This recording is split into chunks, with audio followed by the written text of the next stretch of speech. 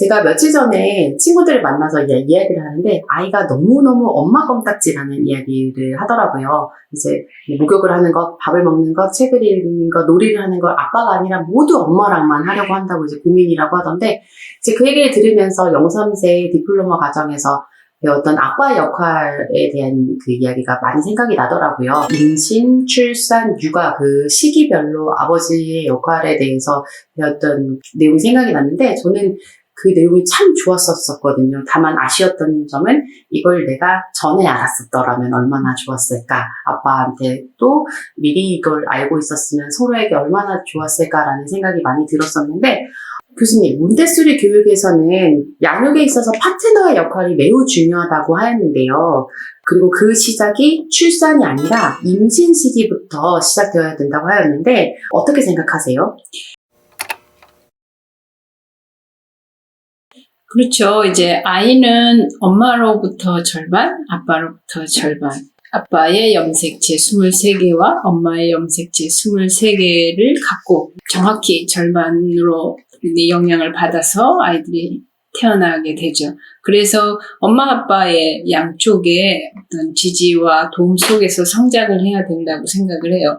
그런데 아빠는 일반적으로 이제 밖에 나가서 일을 하시고 주로 아이는 엄마와 생활을 하게 되죠. 그러다 보면 그만큼 긴밀한 시간을 엄마와 보내기 때문에 친해질 수밖에 없다고 생각을 해요. 그래서 뭐 엄마 껌딱지다라고 해서 엄마들이 많이 힘들어하기도 해요. 그래서 아빠들이 의도적으로 노력을 해야 된다고 생각합니다. 한 가정을 이루면 아기도 태어나지만 한 여성은 아이를 양육하면서 엄마가 되고 그 남성은 아이를 양육하면서 아빠가 되지요. 그래서 모두 다 새로 탄생되어 가는 과정이라고 생각해요.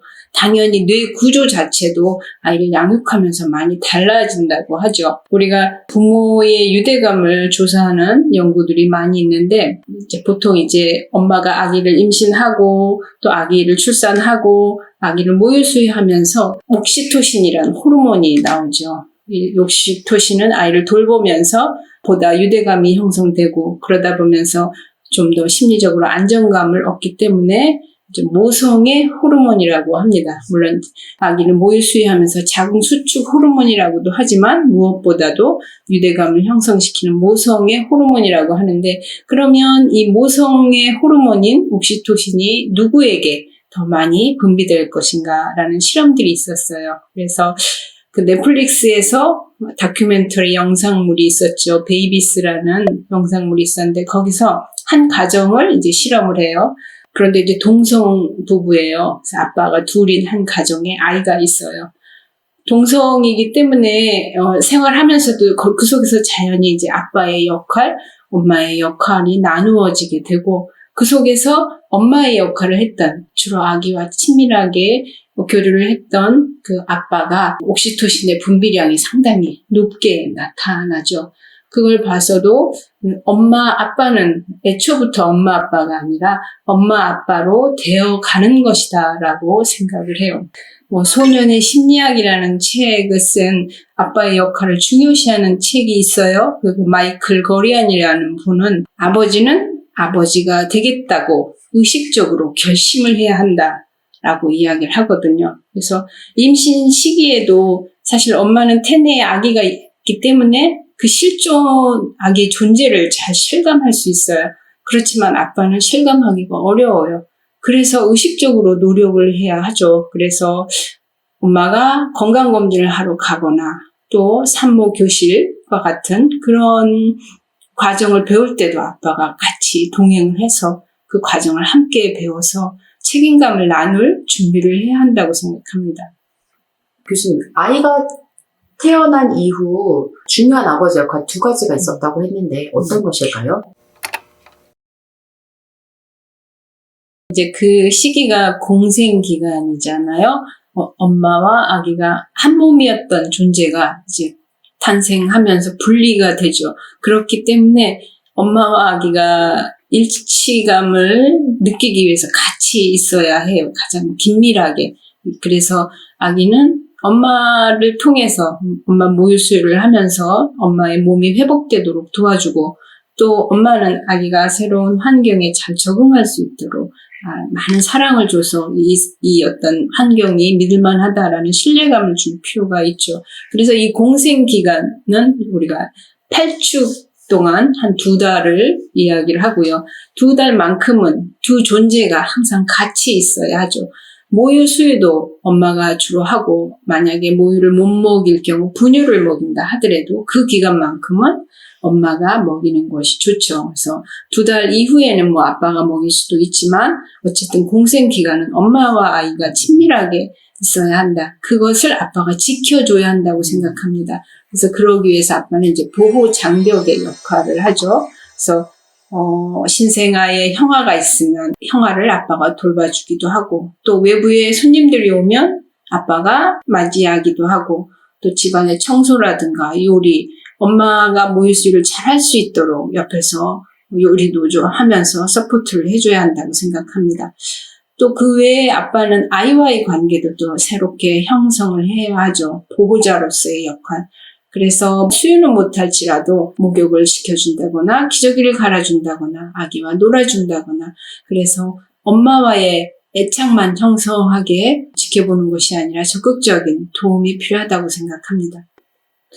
네, 교수님 말씀처럼 아빠의 역할이 중요한 거는 이렇게 알고는 있지만 막상 이제 아이를 양육하다 보면 아이들이 아빠를 좋아하지 않아요. 그러니까 엄마 껌딱지라는 말이 괜히 있는 게 아닌 게 아이들이 아빠를 좋아하지 않으니까 이제 그러니까 엄마한테만 다 의존하고 다 이렇게 하려고 하니까 이제 그런 말이 나온 것 같은데 저희 집도 그랬어요. 보통 이제 아이를 출산하면 어머님들이 휴직을 하고 주양육자가 되고 아버님들은 밖에 나가서 일을 하시다가 아이가 자면 집에 들어오고 혹은 뭐 깨기 전에 출근을 하시고 이런 형태가 대부분이다 보니까 결국 양육의 시간이 상대적으로 부족해서 엄마를 더 이렇게 좋아하고 따르는 것 같은데 저희 집은 좀 특히 그게 더 심했던 게 아이를 출산하고 36시간 당직이어서 그때 아침도 안 들어오고 그러니까 아이를 거의 뭐 2박 3일 동안 못 보고 이랬거든요.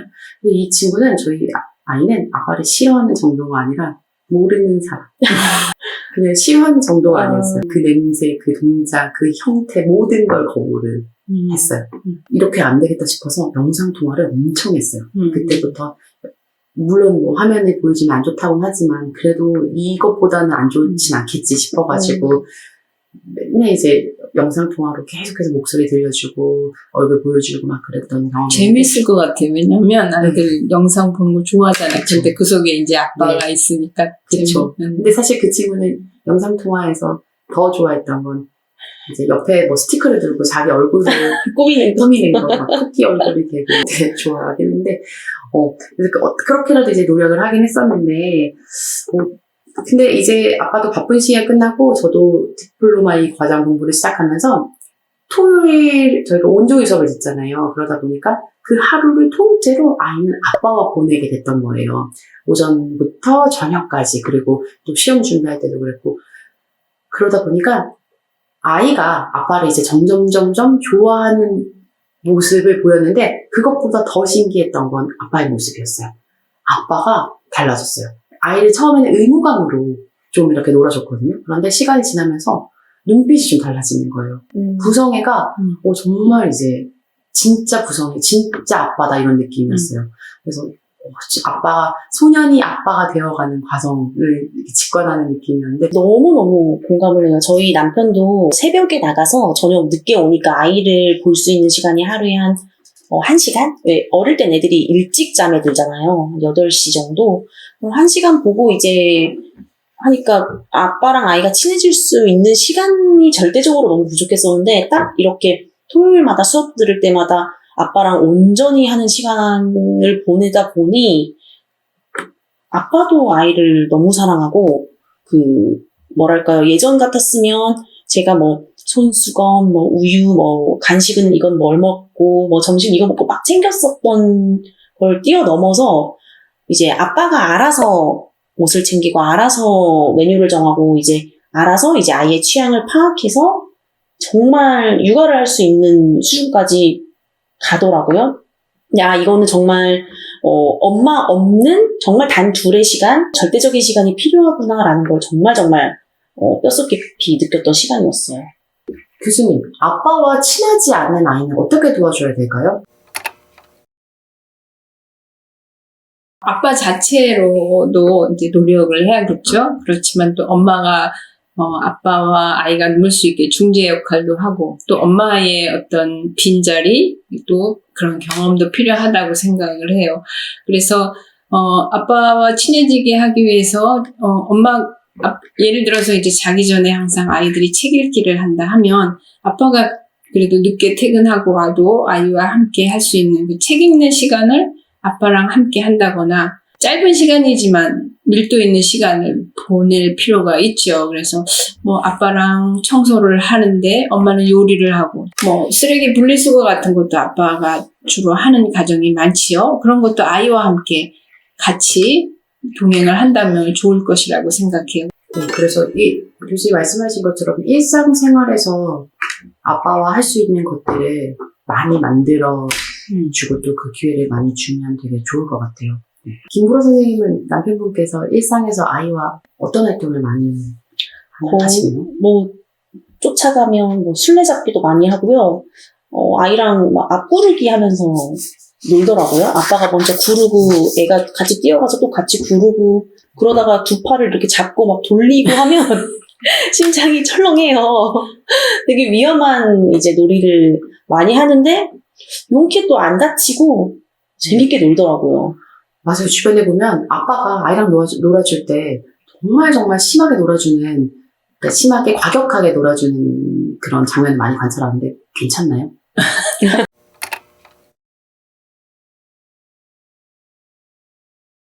네, 저도 이제 어떤 엄마가 아빠가 아이랑 이렇게 노는데 정말 이게 괜찮은가요? 그런 질문을 몇 차례 받았어요.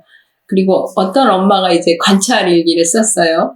14개월 된 아이와 아빠가 노는 모습, 오리엔테이션 코스를 하면 9시간 관찰을 해야죠. 엄마는 다른 어떤 일도 하면 안 되고 오직 관찰만 해야 하고 누군가가 아기를 돌봐야 하는 상황이죠. 그래서 아빠와 아기가 이제 노는 모습을 기록을 하는데 아빠가 아이한테 업어달라고 했대요. 이제 겨우 이제 균형 잡고 걸어가는 아이한테 이제 업혀가지고 아빠가 업어달라고 요구를 했는데 엄마가 보기에는 본인은 도저히 그런 요구를 할 수 없는데 저기 옆에서 지켜보면서 이제 안타까웠겠죠. 그런데 아이와 아빠는 도리어 아빠가 무게를 아이한테 싣고 그러면서 아이가 낑낑대면서 옮기는 과정에서 이제 웃으면서 즐거워했다. 그러면서 그걸 보고 엄마가 참 새로운 발견을 했다고 얘기를 하거든요. 아빠와 아이가 놀 때 사실 엄마들은 본인이 양육을 오랫동안 했기 때문에 본인의 양육 방식을 자꾸 이야기를 하고 양육에 참견을 하려고 하죠. 그래서 그런 것은 조금 아빠의 의견을 존중할 필요도 있다고 생각하거든요. 또 간혹 이제 두 부부가 있다 보면 양육에 있어서 차이가 많이 나기 때문에 과연 타협을 어떻게 할 것인가 그런 질문도 많이 해요. 물론 아이 앞에서 의견 차이가 있는 것들을 많이 노출시키는 것은 좋지 않지만 그래서 조용한 방에 들어가서 합의를 하는 것도 필요한데 어쩌면 쉽지 않기 때문에 그 차이를 인정하는 것도 필요하다고 생각하거든요. 제가 그 화성에서 온 남자, 금성에서 온 여자 혹시 읽어보셨어요? 네. 거기서도 아빠의 살아왔던 남자들이 살아왔던 삶과 여성들이 살아왔던 삶이 많이 차이가 있죠.